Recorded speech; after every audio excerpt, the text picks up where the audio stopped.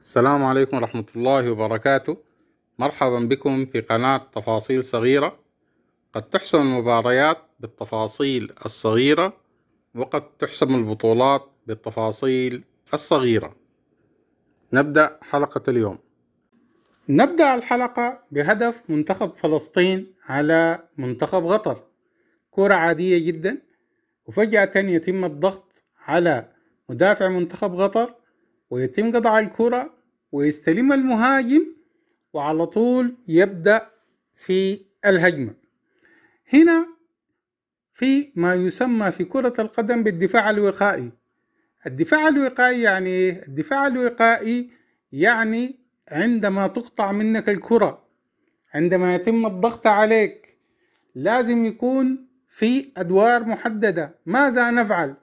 نعمل فاول تكتيكي، نضغط، نتراجع، كل هذه الأشياء بتكون محددة. الآن تم استلام الكرة، الآن أنت عندك 1-2، مهاجم على مدافعين، مهاجم على مدافعين. في هذه الحالة أنا كمدافع، ودي أبرز مشاكل منتخب قطر اللي حنشوفها في الأهداف اللي دخلت فيهم، أنا الليلة كمدافع معي مدافع تاني، لما أشعر إنه المهاجم حيسدد الكرة أنزلق بأقصى اندفاع ممكن، حتى لو وصلت رايت الكورنر بهناك ما في مشكلة. ليه؟ لأن المهاجم لو قرر إنه يراوغ، أنا عندي زميل تاني بغطي لي، وعندي حارس المرمى بغطي لي. فطريقة فان دايك بإنه أنا ما أنزل دي لما أنا أكون المهاجم الأخير الوحيد أخاف إنه يراوغ، لكن خلاص هو قرر إنه يسدد، على طول أنا بنزلق بكل اندفاع ممكن. إذا راوغني ما إشكالية، لأنه عندي مدافع تاني يقوم بغطي لي. ودي مشكلة منتخب قطر في معظم الأهداف اللي جات فيهم، عدم الضغط الكامل في التسديدة الأخيرة، في اللحظة الأخيرة ما في ضغط كامل. هدف منتخب أوزبكستان على منتخب قطر، الهدف ده تم الإعداد له بطريقة مكررة. الدقيقة 55 تسديدة من نفس المكان تقريبا، وما في أي ضغط على اللاعب المسدد. الدقيقة 58 ضغط تسديد من نفس المكان، وما في لاعب بيضغط على اللاعب المسدد. لما لقوا الموضوع كده، الدقيقة 59 تتلعب الكورة، واللاعب بدل ما يسدد من خارج الخط أصبح عنده الجرأة، تجرأ ودخل إلى الخط وسدد وما في ضغط عليه. هدف فلسطين ما في ضغط على التسديدة النهائية للمهاجم. هدف أوزبكستان ما في ضغط على التسديدة النهائية للمهاجم. هدف منتخب إيران الأول على منتخب قطر من رمية تماس، مشكلة كبيرة جدا في المنتخب القطري في عملية التغطية. وهنا اللي خلى المهاجم الإيراني يتفوق إنه تحرك للكرة. وأكثر من مرة في الحلقات السابقة قلنا الكرة لما اللاعب يتحرك للكرة ويقفز لها من وضعية الحركة بيكون عنده الأفضلية أكثر من اللاعب اللي بيقفز من وضع الثبات. لذلك تحرك اللاعب وتحصل على الكرة، وبعدها حصلت الدربكة وتم إحراز الهدف. أيضا المنتخب القطري بصورة عامة بيعاني من مشكلة الركلات الثابتة، التنظيم الدفاعي في الركلات الثابتة، وخصوصا في الركلات الركنية.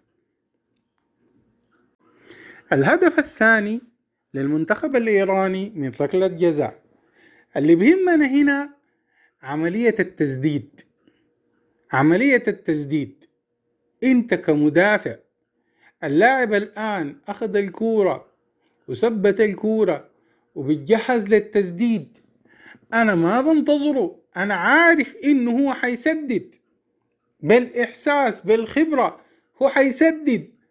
أول ما عرفت إنه حيسدد أنا بتحرك خطوتين للأمام، 3 خطوات للأمام عشان أقفل التسديد وأقلل نسبة خروج الكرة.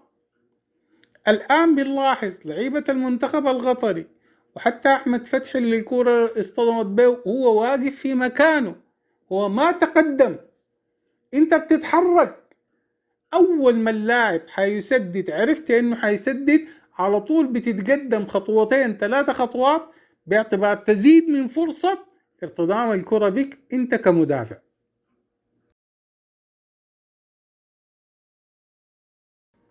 ننتقل إلى منتخب الأردن والأهداف اللي تم إحرازها على منتخب الأردن. مباراة كوريا الجنوبية في مرحلة المجموعات، الهدف الأول لكوريا الجنوبية من ركلة جزاء.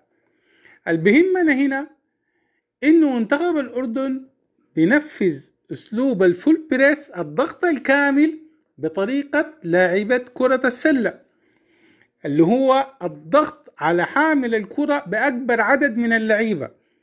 والطريقة دي زي ما عندها إيجابيات عندها سلبيات.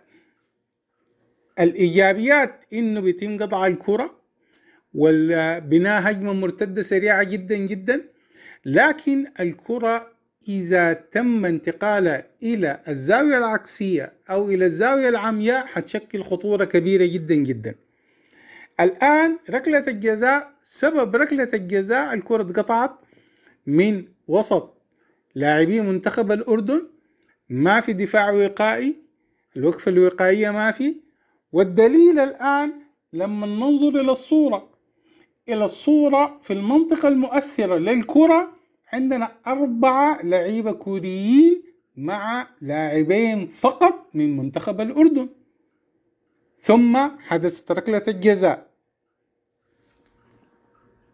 الهدف الثاني لكوريا الجنوبية يمثل نفس الكلام اللي اتكلمت عنه. الآن الكرة مع الجناح الأيمن الكوري، في كم لاعب من الأردن ضاغطين عليه؟ 3 لعيبة ضاغطين على حامل الكرة، 3 لعيبة. قلنا الخطر في طريقة اللعب دي إنه لو تم عكس الكرة، وفعلا الكرة اتعكست وتقدم اللاعب الكوري وضربها بالرأس وصلت ليسون، وقام بكل بساطة بتهيئة الكرة إلى القادم من الخلف وما كان معه رقابة. ليه؟ لأنه لعيبة الأردن الطريقة اللي بيلعبوا بيها إنهم بيجروا ورا الكرة، بيضغطوا ورا الكرة. خلف لعيبة الأردن دايما فاضي، الزاوية العكسية دايما للعيبة الأردن فاضية.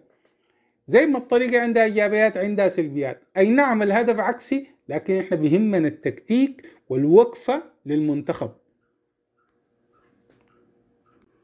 هدف منتخب البحرين على المنتخب الأردني، تم قطع الكرة من وسط ملعب المنتخب الأردني، ما في دفاع وقائي. الطريقة اللي بيلعب بها المنتخب الأردني طريقة عندها إيجابيات كثيرة، لكن دي أبرز سلبياتها.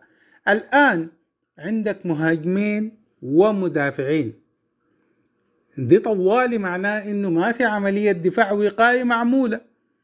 مهاجمين ومدافعين. بعد ما تمررت الكورة طبعا بطريقة ممتازة جدا من المنتخب البحريني، بعدها بنشوف في الصورة 5 من اللعيبة الأردنيين جارين عشان يضغطوا يلحقوا الكورة، لكن خلاص تم الانفراد وتم إحراز الهدف.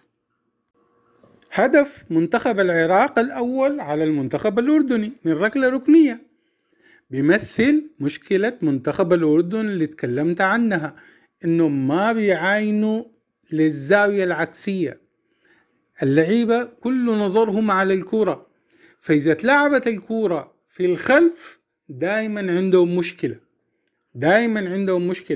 لأنه الطريقة اللي بيلعبوا بيها هي بتعتمد على الضغط على الكرة، لكن المفروض يكون عندهم مسح بصري. ما كان في أي رقابة، ما كان في أي مسح. ليه؟ لأنهم مركزين على الكرة، ما بعينوا لما خلف الكرة ولا إلى الزاوية البعيدة.